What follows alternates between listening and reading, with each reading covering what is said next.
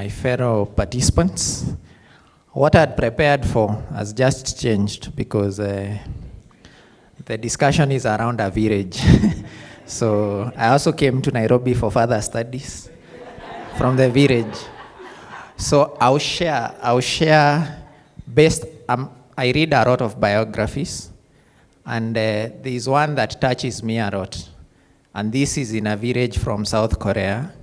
It's called Born in This Land, My Life Story by Chung Ju-yung. He's the founder of Hyundai Group. So he was born from, what I would say, the way they describe it in his biography, is extreme poverty, beyond what was being explained. When he passed on in 2001, he was the richest man in South Korea. And you know the Hyundai Corporation. So I'll draw lessons from there quickly. He had modest education. He grew, his father was a farmer, no problem. Britam, you're insuring farmers. He was a farmer, they worked too hard, but they had extreme poverty. He went to 3 levels of primary education. I'm assuming he was a class 3 dropout. He left Seoul. He left the village to go to the capital city, Seoul, to look for opportunities. Now, like he said, he didn't have any relatives. I can imagine even him, he didn't have. But what he did, he created first a construction company that was able to build industries and build the 24th nuclear plant in the world, which was in Korea. He also established Hyundai Motors. He also established Hyundai Heavy Industries, which manufactures ship. This guy never went to school. But he had sheer will and determination to change the world. We all of us here, we've been to school, we've had huge privilege. I think we can be nation builders and change our country despite the execution challenges. So what I've drawn from that I apply in my life, is we have one thing that is constant, which is time. Time is a resource that is allocated to all of us in equal measure. It's what you do with your time that makes a significant difference. 2, your mind beyond the common sense, beyond what is obvious. If you dance beyond that common sense and explore the possible, you can create anything. Chan didn't know how to build roads. He built one, and he built the largest construction outfit. He had never built a car. He formed a JV with Ford Motors, and he built Hyundai when he was 62 years. He never built a ship, but he created the largest, if you Google there, the largest ship contractors in the world. Hyundai Heavy Industries are the largest. He built that, and he was able to execute it at scale. If you read that story, he first conceived the idea and he was supported by the president, but he went and sold a vessel to a Greek merchant and signed a contract. He went to the UK, he raised funding. When he was doing that, he had taken a photo of the beachfront of where he would set up his ship manufacturing entity. He didn't own the land, but he was able to raise money. He was able to secure funding. He came and now bought the land, set up the industries.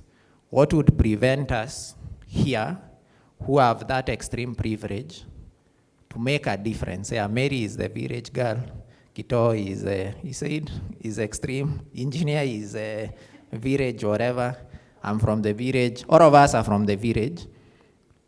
We have the opportunity to create, to dream, to actualize that dream, and to try. That's why I think I can try anything. I was checking that the first time we tried getting in touch with you, Mary, was in 2019. We were setting up Vipingo, and we were short of customers. Then we consumed equity report. You know, director remuneration It's written there, the CEO, what the CEO took home the prior year. So we figured out when you look at the senior management, you know James, then you can estimate what Mary may have earned. Then we got in touch with you. I have the messages, I sent so many of them about Vipingo, though I never got a reply. 6 years down the line, at least I'm here speaking. Tom, the same, was the CEO of CIC. It's public company.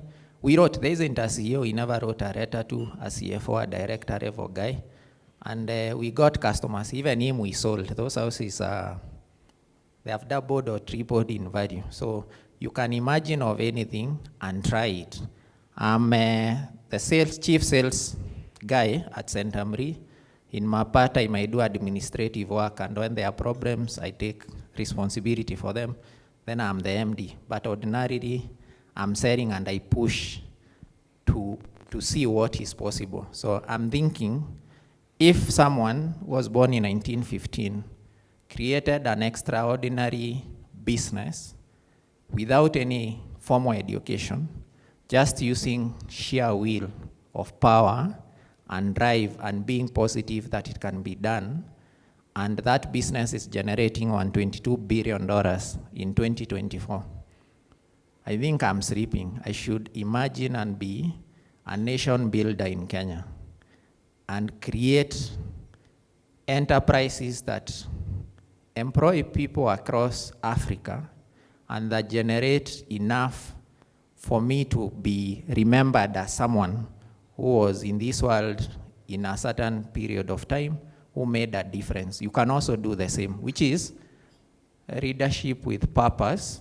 And maybe my purpose and your purpose here, I'm not a preacher, but given what others have done, that we've discussed village stories, there is a successful villager, we can put Kenya to the global map, irrespective. Rastri, if you read the Korea story, the 50 years that Hyundai was built to 1997, anything that could have gone wrong went wrong.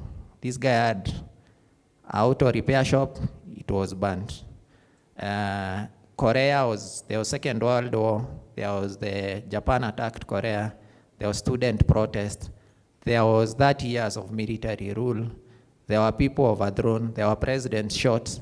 So the problems that can be imagined of, they experienced them, but they built a business. There's demand, people will need insurance, people will need housing, people will need knowledge, and we work through those problems and get things done. So I'm willing to try, together with my team, to dare the impossible and build extraordinary businesses.